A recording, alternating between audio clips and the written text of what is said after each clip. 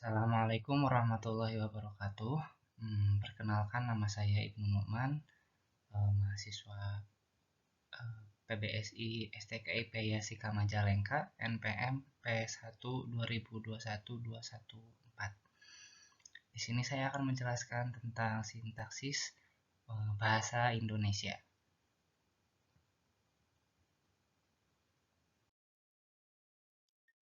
Baik, yang pertama adalah pengertian sintaksis. Sintaksis adalah cabang ilmu linguistik yang mengkaji seluk-beluk tata bahasa dalam satuan ujaran. Arti kata sintaksis berasal dari bahasa Yunani, yaitu son yang berarti dengan dan tatein yang artinya menempatkan. Sintaksis juga merupakan kata yang diserap dari bahasa Belanda, sintaksis atau sintak dalam bahasa Inggris. Secara etimologis dapat disimpulkan bahwa sintaksis berarti menempatkan kata-kata menjadi kelompok kata atau kalimat.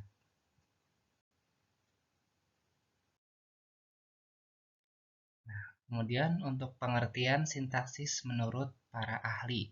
Yang pertama ada Carney menyatakan bahwa sintaksis adalah studies of level of language that lies between words and the meaning of utterance sentence. Artinya, sintaksis merupakan ilmu bahasa yang mempelajari tentang kata dan makna ujaran dalam sebuah kalimat. Kemudian yang kedua, menurut Hockett, menyatakan bahwa sintaksis adalah proses perangkaian kata menjadi susunan gramatikal yang membentuk ujaran.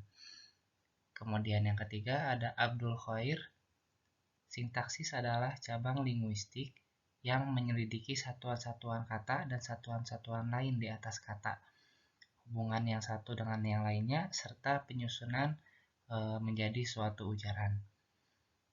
Yang terakhir yaitu Manaf menjelaskan bahwa sintaksis adalah cabang linguistik yang membahas struktur internal kalimat.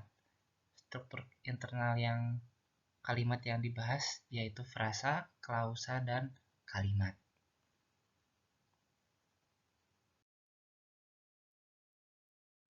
Kemudian selanjutnya yaitu objek kajian sintaksis. Yang pertama yaitu frasa adalah gabungan dua kata atau lebih yang bersifat non-prediktif atau lazim, juga disebut gabungan kata yang mengisi salah satu fungsi sintaksis di dalam kalimat.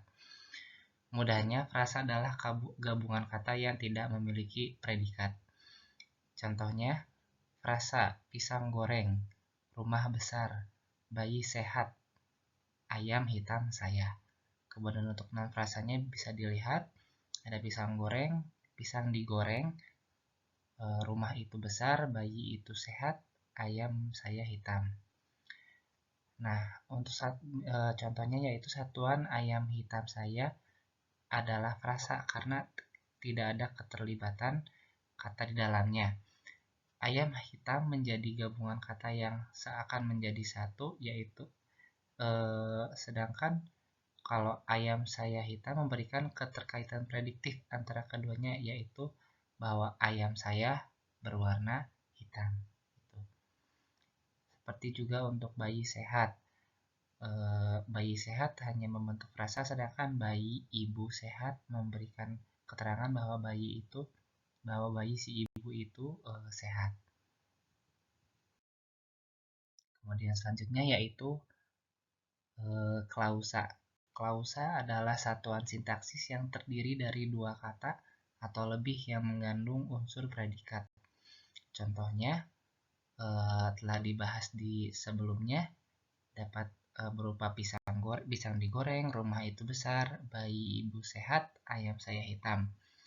Boleh dibilang klausa merupakan kebalikan dari frasa. Klausa adalah satuan gramatik yang terdiri dari predikat, baik disertai oleh subjek, objek, pelengkap, dan keterangan maupun tidak. Selanjutnya yaitu kalimat. Kalimat adalah suatu ujaran yang mengungkapkan suatu konsep pikiran atau perasaan yang utuh. Satuan bahasa ini secara relatif dapat berdiri sendiri atau terdiri dari beberapa klausa yang membentuknya. Kalimat ini memiliki pola intonasi yang tuntas dalam mengungkapkan suatu ide. Kalimat adalah satuan gramatik yang dibatasi oleh adanya jeda panjang yang disertai nada akhir turun atau naik. Lebih lanjut, yang menentukan satuan kalimat bukan banyaknya kata yang menjadi unsurnya, melainkan intonasi kalimat. Kalimat adalah satuan gramatika atau suatu ujaran yang memiliki kontur intonasi akhir. Konstituennya adalah klausa, penanda hubungan, serta pola-pola intonasi. Sehingga salah satu yang menjadi ciri utama dari kalimat adalah adanya penekanan intonasi final yang dapat berupa pertanyaan maupun pernyataan.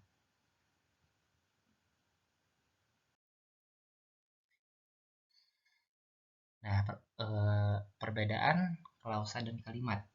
Dapat disimpulkan bahwa yang membedakan klausa dan kalimat adalah pada intonasi akhir. Contohnya, jika klausa adalah pisang digoreng, maka kalimat dapat berupa pisang itu digoreng supaya matang. Ya, klausa dapat disebut juga sebagai suatu kalimat jika memiliki intonasi final. Selain itu, kalimat juga memiliki ide atau gagasan utuh yang dapat membuatnya berdiri sendiri. Sementara itu, klausa tidak memilikinya. Seperti contohnya klausa, pisang digoreng, rumah itu besar, bayi sehat, ayam saya hitam. Kalimat, pisang itu digoreng supaya matang. Rumah itu besar sekali ya. Nah, itu contoh kalimat yang berupa pertanyaan. Bayi ibu sehat karena telah dirawat dengan baik. Ayam saya warnanya hitam sekali ya. Ya, seperti itu. Nah, untuk analisis sintaksis berarti mengidentifikasi unsur-unsur yang membentuk satuan bahasa dalam konteks kalimat. Hal ini adalah peran utama dari kajian sintaksis sebagai cabang ilmu bahasa yang mempelajari seluk-beluk pembentukan kalimat. Secara sistematis, sintaksis terdiri dari 3 bagian, yaitu fungsi, kategori, dan peran. Oleh karena itu, analisis sintaksis juga dapat dilakukan pada 3 tataran tersebut. Berikut adalah penjelasannya. Yang pertama adalah analisis fungsi sintaksis. Fungsi sintaksis adalah apa fungsi dari kata dalam suatu kalimat. Fungsi sintaksis meliputi subjek, predikat, objek, pelengkap, dan keterangan. Berikut adalah penjelasan dari masing-masing fungsi tersebut. Yang pertama, subjek. Fungsi subjek merupakan pokok dalam sebuah kalimat. Pokok kalimat itu dibicarakan atau dijelaskan oleh fungsi sintaksis yang lain, yaitu predikat. Dalam analisis fungsi sintaksis, subjek ditandai dengan huruf S kapital atau S besar. Contohnya adalah sebagai berikut. Ibnu belajar. Ibnu itu adalah subjek atau pokok kalimat dan belajar adalah yang menjelaskan kalimatnya atau predikat. Nah, seperti fungsi selanjutnya yaitu subjek merupakan unsur yang membicarakan atau menjelaskan pokok kalimat yang atau subjek. Mudahnya, predikat menyatakan suatu aktivitas, biasanya merupakan kata kerja yang dilakukan oleh oleh subjek kepada objek. Predikat ditandai dengan menggunakan P atau P kapital ya atau P besar seperti contoh yang di atas, yaitu Ibnu belajar. Ibnu itu sebagai subjek dan dijelaskan oleh predikat yaitu belajar. Kemudian yang selanjutnya adalah objek. Objek mudahnya adalah sesuatu yang dikenai tindakan oleh subjek. Fungsi objek adalah unsur kalimat yang kehadirannya dituntut oleh verba transitif, pengikat predikat dalam kalimat aktif. Objek dapat dengan mudah dikenali dengan melihat verba transitif pengisi predikat yang mendahulunya seperti yang terlihat pada contoh di bawah ini. Ibnu memandikan adik. Memandikan di sini adalah verba transitif yang menandakan perbuatan dari subjek kepada objek. Kemudian ya fungsi selanjutnya yaitu adalah pelengkap. Pelengkap adalah unsur kalimat yang berfungsi melengkapi informasi, mengkhususkan objek atau melengkapi struktur kalimat. pelengkap, terkadang bentuknya mirip dengan objek karena sama-sama diisi oleh nomina atau frasa nominal. Keduanya juga berpotensi untuk berada langsung di belakang predikat. Kemiripannya dapat dilihat dalam contoh berikut. Ibnu berdagang beras di pasar. Ibnu sebagai subjek, berdagang predikat, berasnya sebagai pelengkap di sini. Tapi beras akan menjadi objek kalau digunakan dalam kalimat yang satu ini. Ibnu menjual beras di pasar. Perbedaannya mungkin bakal terlihat ketika kalimat Ibnu berdagang di pasar itu sudah bisa berdiri sendiri. Sedangkan kalau Ibnu menjual di pasar itu tidak menjelaskan menjual apa di pasar. Tuh, jadi harus ada keterangannya, yaitu misalkan beras, seperti itu. Kemudian yang terakhir, fungsi terakhir itu adalah keterangan. Keterangan merupakan unsur kalimat yang berikan keterangan pada kalimat. Sebagian besar unsur keterangan merupakan unsur tambahan dalam kalimat. Unsur tambahannya bisa dilihat dalam contoh di bawah, yaitu Ibnu menonton TV tadi malam. Tadi malamnya itu adalah keterangan waktu. Kemudian seperti contoh yang di atas, Ibnu menjual beras di pasar. Di pasar itu adalah keterangan tempat, seperti itu. Untuk jenis-jenisnya ada keterangan tempat, waktu, alat, cara, penyerta, perbandingan, sebab, akibat, dan yang lainnya. Kemudian untuk kategori sintaksis adalah bentuk-bentuk tertentu yang mengisi fungsi sintaksis untuk menggambarkan perbedaan kelas kata yang digunakan dalam membentuk suatu kalimat seperti nomina, pronomina, verba, adjektiva, adverbial, preposisi, dan konjungsi. Kategori sintaksis adalah jenis atau tipe kata atau frasa yang menjadi pengisi fungsi-fungsi sintaksis. Bahasa Indonesia memiliki 4 kategori sintaksis utama, yaitu yang pertama verba atau kata kerja, nomina atau kata benda, kemudian adjektiva atau kata sifat, dan adverbia atau kata keterangan. Di samping kategori utama, terdapat juga kata tugas yang terdiri dari preposisi atau kata depan, konjungsi atau kata sambung, dan partikel. Peran sintaksis, yaitu makna semantis tertentu yang mengisi fungsi sintaksis. Peran tersebut mencakup makna semantis yaitu aktif, pasif, statis, posesif, pelaku, penerima, dan lainnya.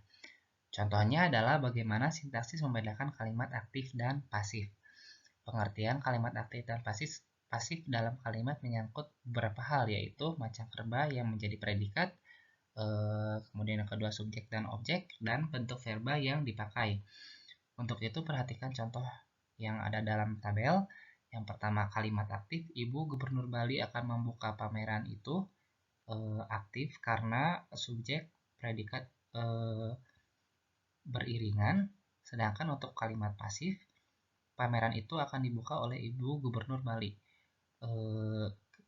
Kalimat pasif terlihat ketika objek itu diletakkan di awal kalimat dan subjek, kemudian predikat dan subjek itu diletakkan di akhir kalimat. Dalam bahasa Indonesia, kalimat aktif ditandai dengan meng pada verba membuka. Seperti dilihat di atas, cara pemasifan kalimat dapat dilakukan dengan cara menukarkan posisi subjek dan objek. Ya, seperti itu. Ya. Terima kasih. Mungkin sekian penjelasan saya tentang sekilas tentang sintaksis bahasa Indonesia. Mohon maaf bila ada kekurangan dan kesalahan. Terima kasih. Wassalamualaikum warahmatullahi wabarakatuh.